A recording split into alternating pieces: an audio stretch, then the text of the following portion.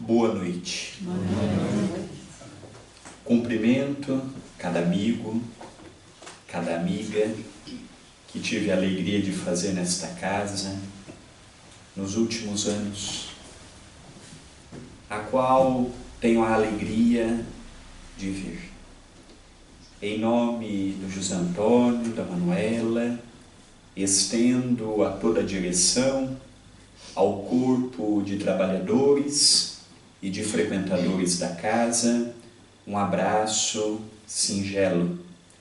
Venho do Brasil com muita humildade a este país, sem propor ensinar nada. Haja vista que o Espiritismo aqui está em franco desenvolvimento também. Mas aqui nos encontramos para unir os nossos corações e juntos, por um ideal maior, sem o personalismo humano, mas como Jesus propôs, que cada um de nós edificasse o reino divino dentro de si, que juntos possamos edificar este reino e ser uma pequena bandeira viva do amor e da paz. O tema proposto para este evento, que há 23 anos vem divulgando a literatura espírita, o postulado de Allan Kardec, dos seus pioneiros e dos seus continuadores, muito nos enche o coração. Para a nossa reflexão da noite, necessário se faz retornarmos no século XIX, especialmente a partir de 1850, quando um professor, um pedagogo de renome Rivaio, Hippolyte Léon Denis Rivaio, extremamente conhecido na França e outros países aqui da Europa, um homem extremamente atual para a sua época, culto, de um bom senso irretocável. Quando começou as mesas girantes, médiuns que doavam o ectoplasma e os espíritos, manipulando aquela energia, pegavam mesas, faziam movimentos que naquela altura era impossível o charlatanismo. Mesas que rodopiavam por uma sala como esta, sem ferir ou magoar quem quer que seja, e aquilo se tornou popular em Paris. Era um divertimento. Por um ano, o professor Rivaio, que também era magnetizador, participava de várias academias científicas da época. Por um ano, um amigo chamado Faustier convidava-o insistentemente a uma dessas reuniões familiares. Mas ele, pretextando não poder ir, após um ano, esgotou as justificativas do porquê não ir. E para agradar a um amigo, ele vai a uma dessas casas familiares. Ao chegar, observa toda a reunião em silêncio. Bom observador que era, atento aos detalhes, foi sem qualquer pré-julgamento, pré-conclusão. Aqui em Portugal também há isto. Lá no Brasil nós não conhecemos, mas falamos mesmo assim. E pior, já damos uma sentença, se é bom, se não é bom, sem conhecermos. Kardec não. Rivaio não, ainda não havia figura de Kardec. Foi e observou.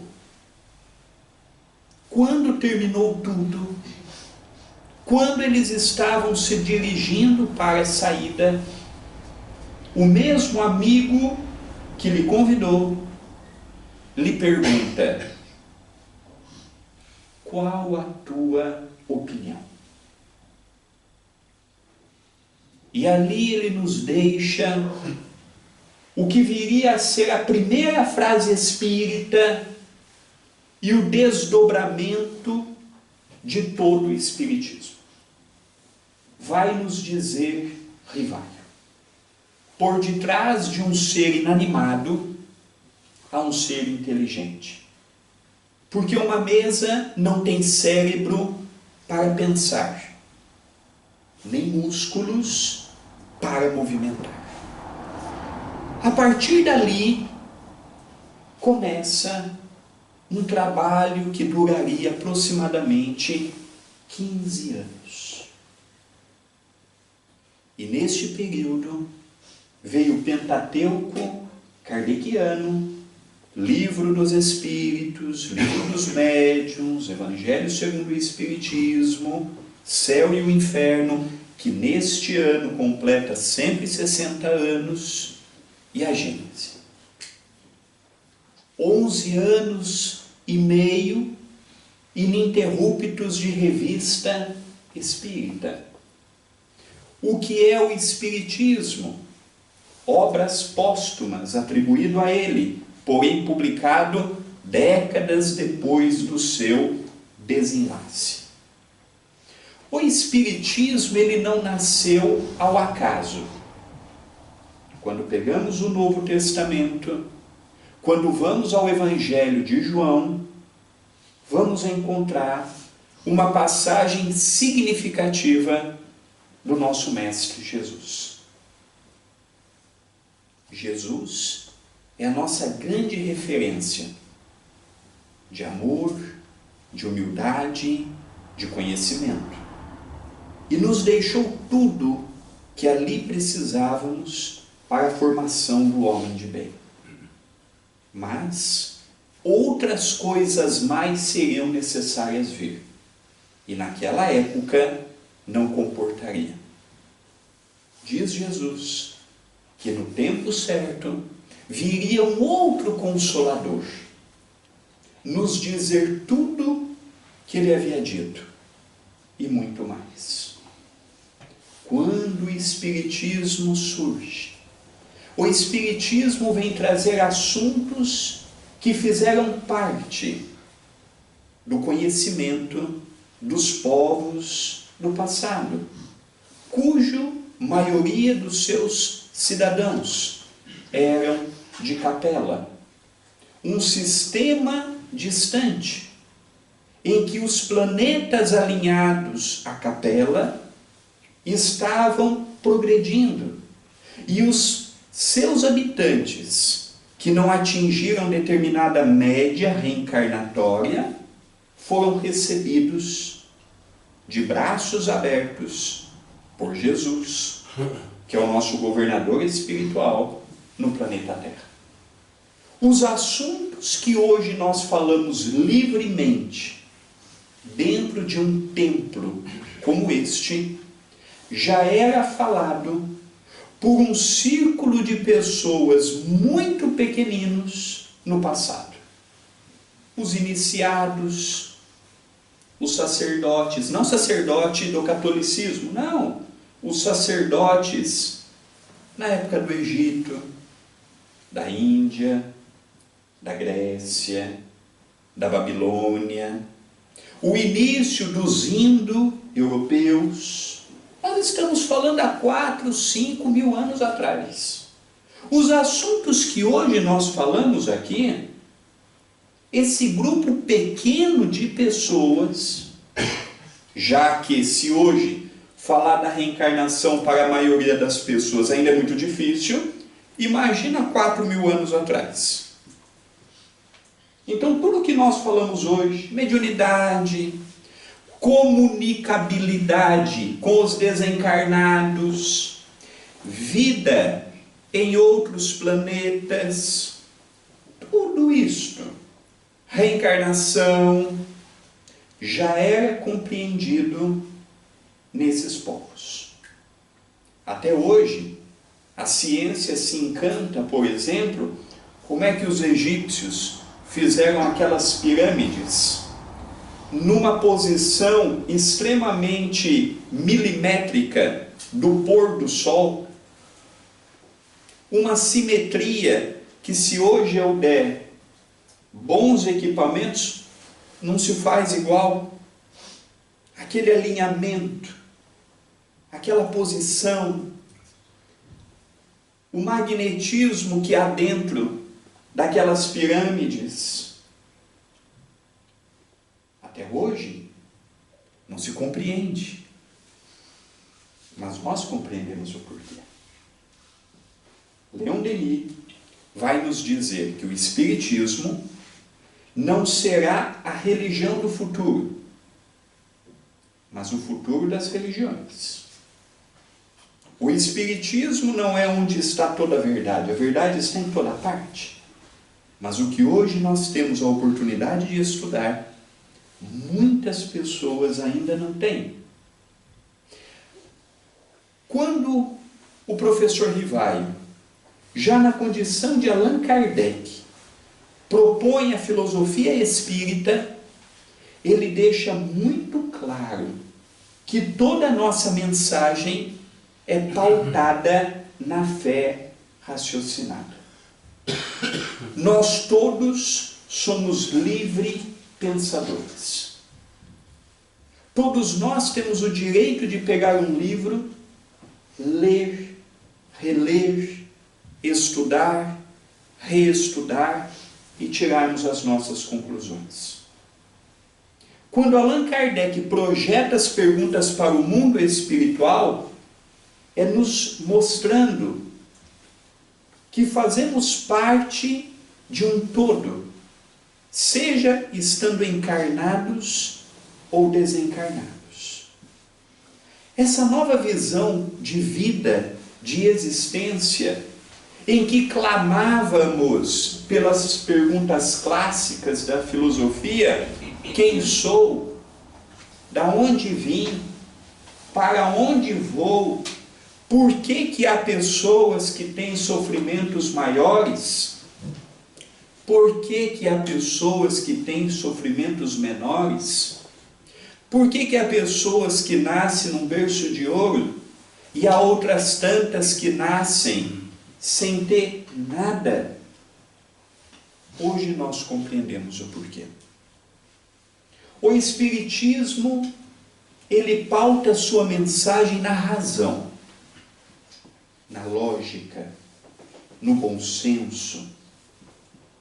Na época de Kardec, grandes pioneiros o ajudaram a formar o corpo doutrinário da nossa abençoada, do nosso abençoado Espiritismo.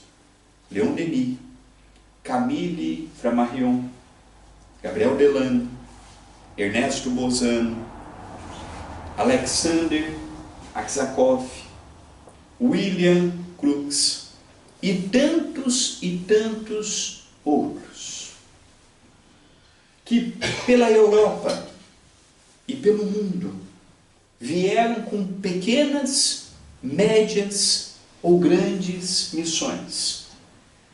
Mostrar para nós que existe algo a mais além desta vida. E de que o fim não é com a morte. A morte física é uma modificação, termina-se uma fase, um ciclo, inicia-se um outro. E a literatura os livros, o estudo, a meditação, a reflexão é o que nos ajuda a entendermos melhor a vida física e a vida extrafísica, a vida no além-túmulo. Ninguém aprende espiritismo pelo YouTube. Quando eu assisto algo pelo YouTube, quando eu ouço alguém aqui na associação falando, eu estou ouvindo a opinião de uma pessoa. Mas o Espiritismo nos convida a termos as nossas opiniões também. Porque um orador pode se equivocar. Uma pessoa que apresenta um curso no YouTube também está sujeita a um equívoco. E quando eu começo a refletir, eu formo dentro de mim uma melhor compreensão do porquê eu sou convidado a amar, perdoar, praticar a caridade. Eu não tenho que simplesmente amar para fazer o mundo mais bonito, não. Quando eu sou convidado a amar, o amor envolve energia, o amor envolve o que eu emito e o que eu capto, o amor envolve um bem-estar. Mas para eu compreender este tipo de amor, eu tenho que ler. E não simplesmente ame porque o orador espírita pediu para amar. Perdoe. Mas por que perdoar? Supere. Mas por que superar? Pratique a caridade. Mas para que praticar a caridade? E tudo isto nós podemos aprender com a literatura espírita. Quando temos os olhos para ver e os ouvidos para ouvir. E começamos a questionar, a refletir, a analisar. Diz Allan Kardec que é preferível ter um bom espírita do que 100 pessoas que dizem ser espíritas e não estudam. A nossa preocupação não é de ter um salão lotado. Porque ter um salão lotado não significa que são bons espíritas. A nossa preocupação é formar um pequeno cristão que em casa, em vez de ter uma casa, vai tentar ter um lar. Não lar de caridade, não lar de idosos. Uma casa é diferente de um lar. Já refletiram sobre isso? Uma casa é alvenaria. Isso é uma casa. Parede, o chão, o teto. Isso aqui é uma casa. Lar é sentimento. Casa, qualquer um pode ter. Lar é para poucos. Qualquer um pode construir uma casa, alugar uma casa, herdar uma casa. Mas formar um lar não é para qualquer um. Então tem uma diferença. Nós temos uma casa ou um lar.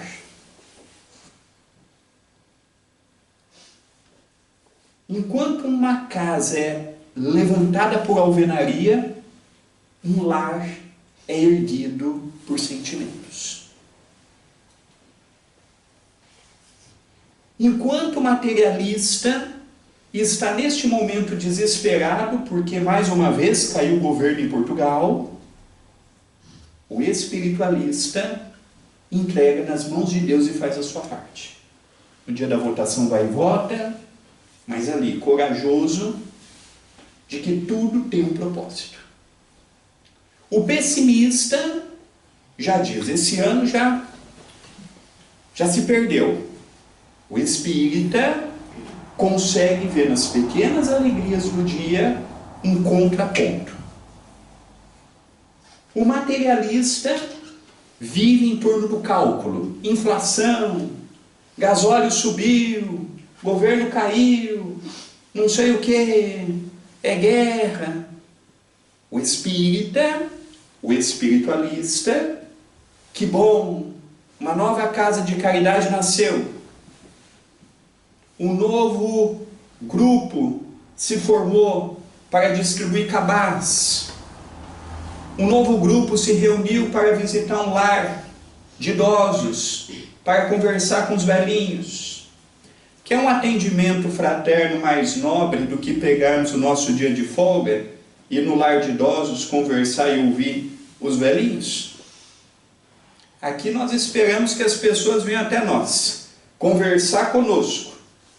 Chico Xavier era diferente. Chico Xavier ia na cadeia, Chico Xavier ia no hospital, Chico Xavier ia no leprosário, quando havia naquela época, hoje é hanseníase. O Chico ia. Ele não esperava as pessoas vir na associação espírita. Então, o espírita que compreendeu a sua mensagem, ele vai se entristecer com a guerra, mas ele não vai se revoltar. Porque há uma grande diferença de revolta para tristeza. Um espírita, ele vai desejar para o outro sentimentos diferentes do que o que estamos habituados. Quando nós vemos o Putin, por exemplo, nós oramos por ele. Porque para cada desencarne que ele promoveu, é um assassinato que ele está levando adiante. E a sua colheita será muito dolorosa. Então nós não temos aquele sentimento de aversão. Nós temos aquele sentimento de piedade.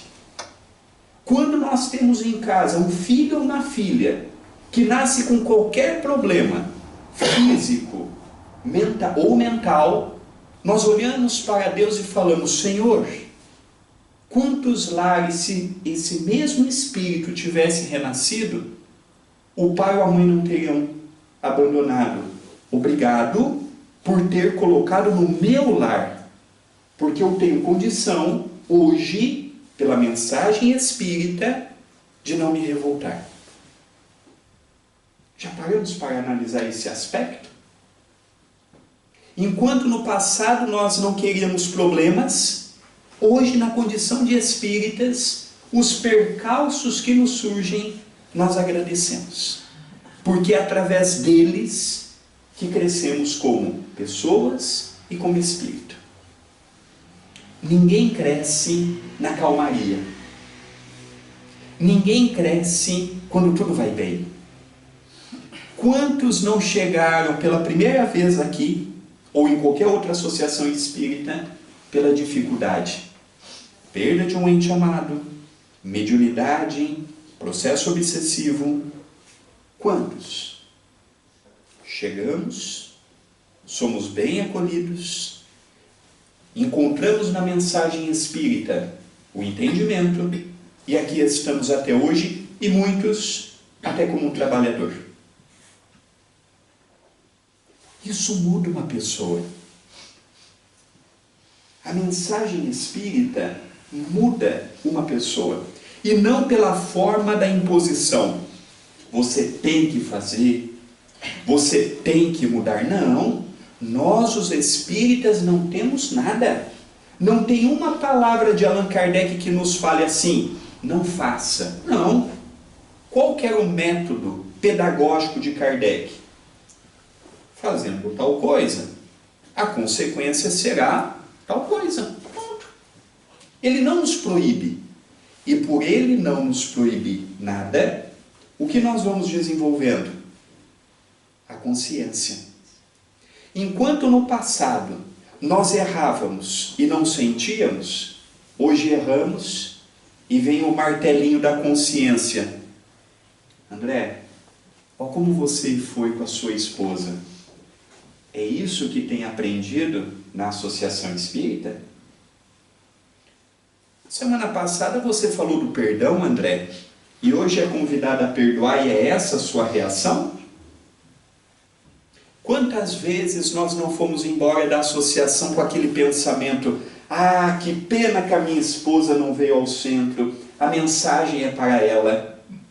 Hoje, qual é o nosso pensamento? A mensagem é para mim. Se a minha esposa não veio, é porque ela está mais evoluída do que eu e não precisa daquela mensagem. Hoje eu já não procuro mais para quem é a mensagem. Hoje eu agradeço pela mensagem que eu ouvi. E quando eu chego em casa, eu analiso, reflito. André, o que tem condição de mudar? Onde eu posso ter um olhar mais amoroso, um olhar mais crítico? Qual é o momento que eu preciso ser mais razão? Qual é o momento que eu preciso ser mais sentimento? E achar um equilíbrio. Quando a minha filha nasceu, no hospital no Brasil, não me deram um manual. Tudo que eu aprendi até hoje com ela foi nos acertos e nos erros. Tudo. E assim é na nossa existência. Enquanto que o Espiritismo nos dá um manual, o Evangelho, Livro dos Espíritos, sobre a mediunidade, quando nós falamos da tomada de decisão, não há um manual. E hoje nós compreendemos que quanto mais equilibrado estamos, mais assertivo e menos arrependimento teremos. Nos momentos que eu estou mais agitado, apesar que a Lu falou que em Portugal ninguém fica agitado, mas no Brasil nós somos muito agitados. Aqui não há isso, mas no Brasil há. São nesses momentos que eu tenho mais propensão a falar do que vou me arrepender. A falar o que no amanhã, por que eu falei isso? Eu poderia ter evitado. Esse equilíbrio do certo e do errado, para nós que estamos agora pela primeira encarnação. Poucos de nós foi espírita na época de Kardec, para não dizermos nenhum.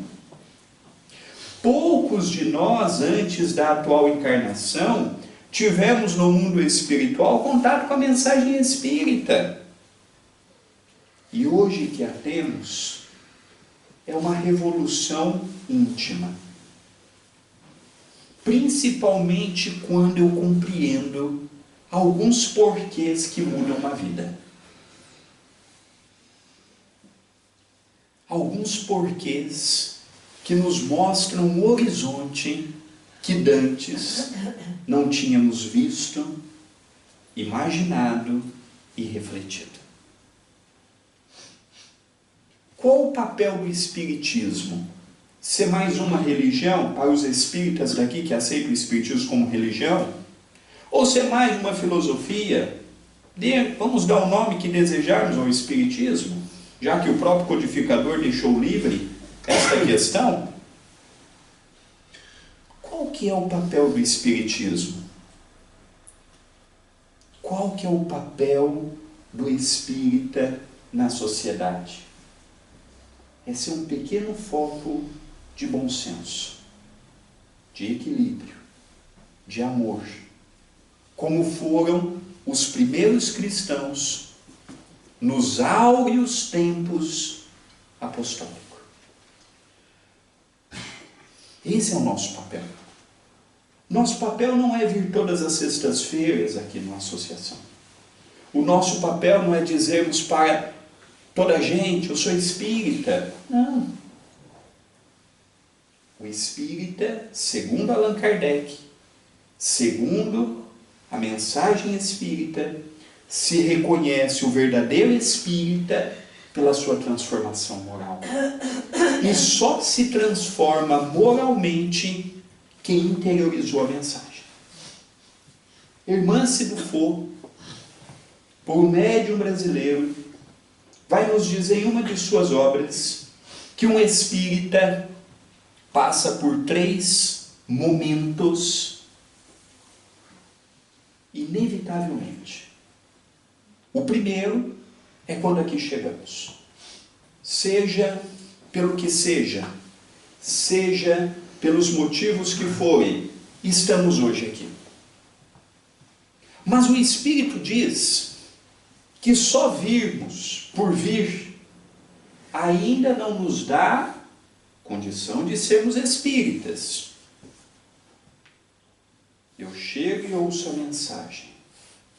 Muito bom. Qual o segundo momento?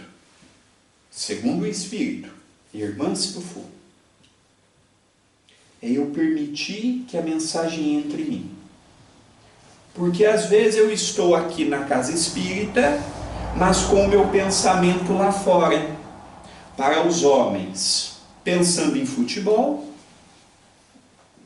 Para as mulheres, pensando em qualquer outro assunto, seja do trabalho, seja da casa, seja dos afazeres, seja as preocupações do dia, no próprio trabalho profissional. Quando eu estou com a minha cabeça lá fora, eu estou aqui apenas fisicamente. E quem está aqui apenas fisicamente tem os ouvidos, cuja mensagem entra por um lado e sai pelo outro, ao ponto de sairmos da palestra e não retermos nada. Já aconteceu com alguém isso? Ou não? Todas as vezes a gente ouviu a mensagem, reteu a mensagem, guardou a mensagem e está aqui. Então o segundo momento é guardarmos a mensagem. O conhecimento, a reflexão, o estudo. Mas há uma terceira. Um terceiro momento. E mais importante. Quando este conteúdo sai de nós. Por meio das ações, do pensamento, das palavras e dos gestos. O mundo lá fora não precisa de pessoas que conhecem o Cristo. Portugal é um país cristão. O Brasil é um país cristão. Mas olha o nosso índice de corrupção, desonestidade, trapaça. São cristãos, católicos, protestantes, espíritas. Onde está o problema? Conhecemos o Cristo, mas não vivemos o Cristo. Sei onde ele nasceu, sei como ele partiu, sei da infância dele. Chega na época do Natal, toda a gente se emociona. É Jesus aqui, é Jesus ali. Mas Jesus não precisa disso. Jesus quer a nossa ação. Jesus quer as nossas mãos. Jesus quer o nosso sentimento. Jesus não quer que nós lembremos, daqui a pouco é a Páscoa, daqui a pouco é isto. Não. Jesus ele voltou após 3 dias renovado, mostrando que a vida continua. É esse Jesus para nós os espíritas. Durante muitos séculos, nós alimentamos aquele Jesus da cruz, com olhar triste. Não. Hoje nós temos que trazer o Jesus amor, o Jesus que retornou, o Jesus que triunfou. Esse é o nosso Jesus.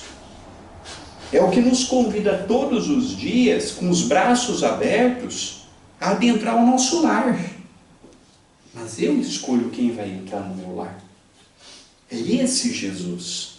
É esse Jesus que me ajuda a levantar todos os dias quando eu tenho dor, quando eu tenho uma preocupação, quando eu tenho uma decisão difícil para tomar, quando eu estou num momento de apuro, vendo um familiar meu entre a vida e a morte, quando uma pessoa que eu muito amo está numa situação delicada. Aí que nós vamos tirar a energia do nosso mestre. Então nós vamos mudando a mentalidade. Nós vamos mudando. Diz-nos Allan Kardec, no livro dos médiuns, que há 4 tipos de espírita. Ué, mas espírita não é tudo a mesma coisa? Vindo na casa espírita não me dá o título de espírita e ser espírita não é o mesmo? Não! Kardec diz no livro dos Médiuns que existem 4 tipos de espíritas. O primeiro é o espírita curioso. É aquele que vai pelo fenômeno.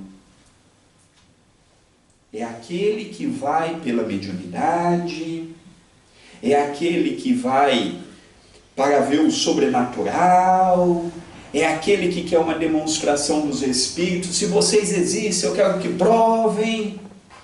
É o espírita curioso. O segundo tipo de espírita é o turista. Ele vem na casa espírita, recebe ajuda, fica bom, vai embora. Quando as dificuldades batem na porta, ele volta. Aqui tem esse tipo de espírita também? Aqui não? Aqui vocês são mais evoluídos. Lá no Brasil nós não somos, não. Então a pessoa vem, recebe ajuda, passa pelo atendimento fraterno, toma o passe, coloca o nome no livro de prece, fica bom. Vai embora, porque ficou bom. A dificuldade volta, a pessoa volta para o centro. E assim vai uma vida toda. Nós não podemos obrigar ninguém a mudar. Nós não podemos obrigar ninguém a se transformar. Então nós respeitamos. Terceiro tipo de espírita: o que lê, o que estuda, o que conhece, o que faz palestra, mas não se preocupa com a modificação interior. Não se preocupa em lá fora ser o que ele é aqui dentro. Aqui fala de paz, de paciência, de harmonia. Chega lá no trânsito, quer passar na frente de todo mundo. Tem alguns carros na frente, aperta a buzina. Aqui também é esse tipo de espírito. Lá no Brasil também há. E eu penso que eu sou um deles. Porque é muito difícil conciliar conhecimento com a prática. Eu quero que o outro mude. Eu quero que o outro melhore. Eu quero que o outro transforme, mas e você? Não, eu já sou transformado. André, você é fofoqueiro? Eu não, fofoqueiro é você. Eu não aceito quem eu sou. Quando os outros me falam uma verdade, brigo. Não falo com a pessoa, me limbro, afasto. E acho que quem está obsedado é a pessoa. Porque o obsedado nunca acha que está obsedado. Isso já é um grande indício que está com processo de obsessão. Ó, você está com um problema. Eu não, o problema está você. Eu estou bem. Eu sou orador. Eu sou médium. Eu sou passista. Eu dirijo uma casa espírita. Eu sou escritor. Eu com problema? Não. Você sabe com quem está falando? É o terceiro tipo de espírita. E o quarto, Kardec diz, esses são poucos, espíritas cristãos. É aquele que, quando lemos o homem de bem, é a vida da pessoa. O que vai nos dizer no início do homem de bem? Capítulo 17 do Evangelho, sede perfeitos, item 3, o homem de bem. Diz-nos Kardec, o verdadeiro homem de bem é aquele que pratica na integralidade a lei de justiça, de amor e de caridade. Kardec pôs uma ordem. Antes de eu amar e praticar a caridade, preciso ser justo. Há um grande ensinamento nesta ordem. Justiça, amor e caridade. Então, quais são esses exemplos? Chico Xavier. Chico Xavier é o Evangelho segundo o Espiritismo vivo. Piedade, caridade moral, amor aos inimigos, amar ao próximo como a si mesmo, fazer ao próximo o que quereria que lhe fosse feito. Chico Xavier foi a exemplificação, foi o Evangelho vivo. E um dia nós também seremos. Isso é o mais bonito. e o tempo está em minhas mãos. Quanto mais aplicado eu for, dedicado, cuidadoso, mais rápido eu chegarei na condição de um cristão. Eu preciso ter uma inteligência fora da normalidade? Não. Eu preciso ter algum requisito? Sim. Boa vontade. Hoje está muito difícil ter boa vontade. A pessoa nem começou o dia e já está cansado. Hoje nós temos um fenômeno muito curioso. O dia nem iniciou, já não tem disposição. Nem começou a batalha do dia, já está reclamando. Como é que nós vamos vencer espiritualmente assim? Como nós vamos vencer se nós deixamos nos contaminar, contagiar? É noticiário, é notícias que nos deixam cabisbaixos, tristes. A mensagem do Espiritismo, ela pede para vivermos o mundo, porque fazemos parte do mundo, mas para não nos comprometermos com o mundo. Tem pessoas que me perguntam: André, será que amanhã vamos ter uma guerra? André, será que amanhã uma situação econômica mais difícil do que hoje não pode assolar Portugal, Brasil, onde for? Eu digo assim: olha, eu não sei. O que vai ser no dia de amanhã, eu não sei. Mas eu peço a Deus condição para poder minimamente ajudar alguém. Com um prato de sopa, com uma cabaz, com um abraço, com um ouvido, com uma palavra. Porque para o mundo já tem muitas pessoas preocupadas com ele. E quem vai ajudar os caídos? Os que passam fome, os que estão desesperados, os que estão pensando em tirar a própria vida. É com esses que nós temos que nos preocupar, que é o que Jesus nos fala da parábola do samaritano. O samaritano levantou aquele homem semi-morto, colocou numa estalagem, deu-lhe alimento, remédio, custeou toda a estadia dele e ainda disse ao dono: se ele precisar de algo, não deixe faltar. Na volta, fazemos as contas. É com esse que eu quero me parecer. Porque durante muitas encarnações, eu perdi tempo com o mundo. E enquanto nós não compreendermos que do mundo não levamos nada, todas essas aflições vão nos tirar noites de sono. E na verdade a nossa preocupação para tirar a nossa noite de sono é: o André de hoje foi melhor do que o André de ontem? Nós estamos entrando a nível mundial, Brasil, Portugal, no mundo, numa velocidade do trabalho, das notícias, da informação, e eu acordo já, eu tenho que fazer, eu tenho que buscar, eu tenho que realizar, e é tempo para isso, tempo para aquilo. Nós não estamos analisando, refletindo, mas a nossa paz está indo embora. Hoje passamos um dia todo sem sorrir muitas vezes, sem agradecer a Deus, sem observar as coisas boas do nosso lado. Uma das coisas que eu procuro jamais perder é o hábito. Não sei se mais alguém tem criança em casa. Chegar, esquecer do mundo e brincar com a minha filha. Para mim, é muito melhor do que eu estar ao par das notícias, perdendo os poucos cabelos que me sobram. Esse eu falei, daqui a pouco nós estaremos iguais, viu? Então, para eu não perder o resto, eu sento com a minha filha para brincar. Porque a vida adulta é muito chata. Quando a gente é criança, que fase gostosa, a gente não olha para a cor da pele, nós não perguntamos a religião da outra criança, nós queremos saber de brincar. Aí nós vamos crescendo, vai vindo os preconceitos, vão vindo as preocupações, aquela alegria vai desaparecendo.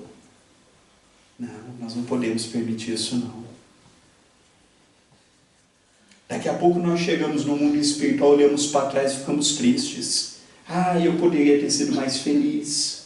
Eu poderia ter sido mais alegre. Ah, eu poderia ter aproveitado mais a minha esposa, os meus filhos, os meus netos. Olha, não adianta do outro lado reclamar. E tudo na vida passa. Tudo passa. Tudo é um ciclo. É igual o comboio. Vai passando de cidade em cidade. Assim é a nossa vida. Ah, mas eu não sou feliz. Não é feliz por quê? Vamos lá, por que não é feliz? Ah, porque eu não tenho a casa dos meus sonhos. Mas olha, tem muita gente que nem casa tem. Ah, eu não sou feliz porque eu não tenho o carro dos meus sonhos. Tem pessoas que nem carro têm. Ah, eu não sou feliz porque eu não tenho o trabalho dos meus sonhos. Tem pessoas que não têm trabalho algum. Geralmente as nossas frustrações são materiais. Agora, quando eu olho com o olhar de agradecimento, a tristeza some. Agora, quando eu estou sempre a querer, eu queria isso, eu queria aquilo outro, aí felicidade passa por nós. Para ser feliz não precisamos de muito não. Nós que vamos criando. Eu me lembro de uma história de Chico Xavier no abacateiro. Embaixo de um pé de abacate, aqui chama abacate também? Passava 3.000, 4.000 pessoas. Terra de chão batido. 2 horas da tarde em Uberaba, uma região no Brasil que nessa época do ano está fazendo quase 40 graus. Um dia, Chico Xavier diz assim: Jesus ensinou-nos a pedir o pão de cada dia. Mas o homem não feliz está preocupado com o recheio. Quanto maior, melhor. O recheio é o supérfluo. Aí nós vamos criando muito supérfluo. E quem quer muito, tem que trabalhar muito. E aí nós não temos tempo para nada. Um dia fizeram uma pesquisa entre o hemisfério norte e sul, para ver qual era o mais feliz. E descobriram que era a população do hemisfério sul, onde comumente estão os países mais pobres do nosso planeta. E aquilo intrigou, aquilo chamou a atenção dos investigadores, porque é nos países do norte, do continente, do hemisfério, que estão as grandes potências econômicas do planeta. Logo, se é onde está o dinheiro, era para a felicidade estar ali também. E aí foram perceber que não. Que era onde estava o maior número de suicídio, o maior número de depressão, o maior número de ansiedade, mostrando para nós que felicidade é conviver com este mundo nosso, sem nos preocuparmos com aquilo que não está ao nosso alcance. E a mensagem espírita, quando bem vivida, bem sentida, com as nossas qualidades e com os nossos desafios, podem modificar uma vida para melhor. Como fez com Saulo de Tarso, quando conheceu Jesus e se transformou em Paulo. Como fez com Zaqueu, o coletor de impostos, que pedia mais do que era devido. O que fez com Maria Magdala, que tinha uma vida totalmente diferente, conheceu Jesus, se transformou pela mensagem do Cristo. Nós podemos ser um Zaqueu, nós podemos ser um Paulo, nós podemos ser uma Maria Magdala, nós podemos ser a feição de um apóstolo. Olha quem era Pedro, olha no que se transformou Pedro. Mas Jesus não impõe a ninguém. Jesus nos convida a amar, a perdoar, a praticar a caridade, a se colocar no lugar do outro. E nos dá o livre-arbítrio de escolhermos o caminho que vamos percorrer. Se a nossa luz hoje está acesa ou não para a espiritualidade, a única pessoa que pode acendê-la somos nós. Por muito que eu ame a minha esposa, eu não posso fazer por ela o que lhe cabe, nem ela fazer por mim. Mas pelo exemplo, podemos nos tornar uma carta viva do Evangelho.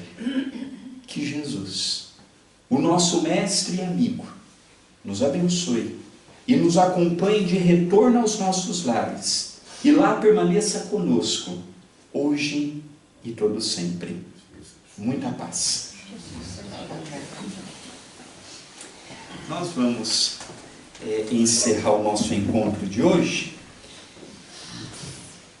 Como fazemos habitualmente, pedimos à casa para expormos os livros. Esses próximos dias estaremos aqui na região do Porto. Amanhã estaremos ainda em Gaia, Discípulos à tarde, Lar Caridade à noite, no Augusto, São João de Vê, no domingo, à tarde num seminário, em Gaia também, no Infante. Então esses dias ainda estaremos aqui pela região, teremos a oportunidade de 2 vezes aos caminheiros, uma quarta à tarde e num domingo pela manhã. Então temos a oportunidade de rever muitos amigos e quem sabe nos encontrarmos ainda em alguma outra palestra, em alguma outra casa espírita. No dia de hoje, nesta vinda a Portugal, nós estamos lançando o 2º e o 3º livro de uma trilogia recebida pelas minhas mãos do espírito Jerônimo Mendonça, o Gigante Deitado.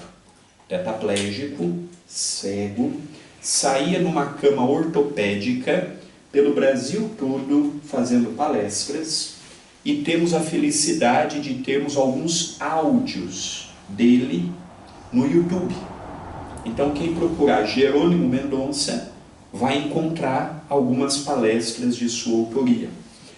E recebemos dele o primeiro livro, o que lançamos no ano passado, quando aqui estivemos, o livro Trabalhadores Invisíveis, muitos já o têm, falando da colônia Esperança Chico Xavier e do momento da pandemia. Nós sabemos como foi a pandemia no plano físico. Como é que foi a pandemia no plano extrafísico?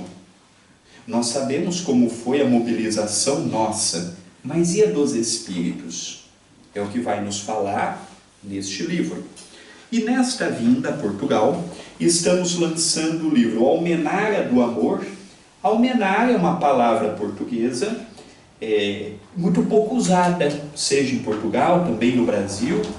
Nós usamos muito pouco. Significa farol, luzeiro, uma palavra antiga que era utilizada no passado, mas que foi caindo, como tantas outras, no desuso, como convescote, significa piquenique. São palavras que nós vamos deixando de usar. Almenária é um farol, aqueles faróis que guiavam os navios. E nesse 2º livro, Almenária do Amor, Jerônimo Mendonça vai falar um pouquinho para nós a respeito de 2 assuntos básicos: reencarnação, que é um pilar do Espiritismo, e também o conflito da Rússia com a Ucrânia. Como é que se dá isso no plano espiritual? Os desencarnes no campo de batalha. Será que todos que lá desencarnam são socorridos? É uma pergunta, por exemplo, que é tratada no livro. Todos são auxiliados no mesmo momento? Quando desencarnam numa guerra, sabem que desencarnaram de imediato? Então são os dois assuntos que ele vai abordar neste segundo livro. E também estamos lançando o terceiro e último da trilogia em outras dimensões espirituais. Aqui eles vão falar a respeito de um espírito que está há muitos séculos numa zona extremamente hostil espiritual e vai tentar o amparo a um desses grandes líderes que nós encontramos no nosso planeta, nas regiões inferiores. E aqui vai nos contar como que foi. Será que tiveram êxito? Não tiveram? E nós lembramos que toda a renda, todos os livros que trazemos, doamos integralmente para o Centro Espírita Perdão, Amor e Caridade. Sopa Fraterna, Evangelização Infantil, Departamento da Costura, são as atividades. Hoje, no mês de fevereiro, distribuímos 3 toneladas e 200 quilos de comida. A fome lá é uma proporção muito diferente daqui. Temos atividade às terças, quintas e sábados. Então, o que nos ajuda, não temos ajuda governamental, não temos ajuda empresarial, é o dia a dia da labuta. Então, os livros nos auxiliam a mantermos a nossa atividade. Então, os que desejarem, damos um autógrafo com muito carinho, mas quem não veio prevenido e quer o abraço é gratuito. Não tem que pagar nada não. Uma boa noite a todos, que Jesus nos abençoe, nos ampare, muita paz, muita luz e um bom retorno aos nossos lares. Nós vamos pedir ao André para fazer o resto desta reunião sem deixar de lembrar que o passe, portanto, vai ser coletivo hoje. Vamos perceber todos essa energia salutar e agradável para a nossa estrutura física e espiritual. Tem mais algumas recomendações, mas faremos no fim da prece. Tá bom? José António, queres um bocadinho de música? Tem uma música? Tem.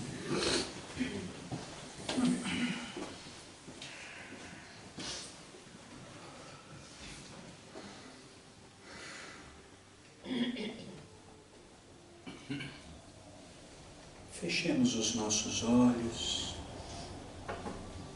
elevemos a nossa imagem a Jesus, aquela imagem que mais nos acalma, nos acerena, mais nos transmite paz. Senhor, felizes nos encontramos neste instante, por estarmos em Tua casa, sentindo a presença dos bons Espíritos, envolvendo-nos neste instante, trazendo-nos paz e reconforto, ânimo e bom ânimo, para seguirmos na luta do dia. Agradecemos por esta casa estar aberta e nos oferecer o reconforto para podermos assim, animados, continuarmos na trilha do bem.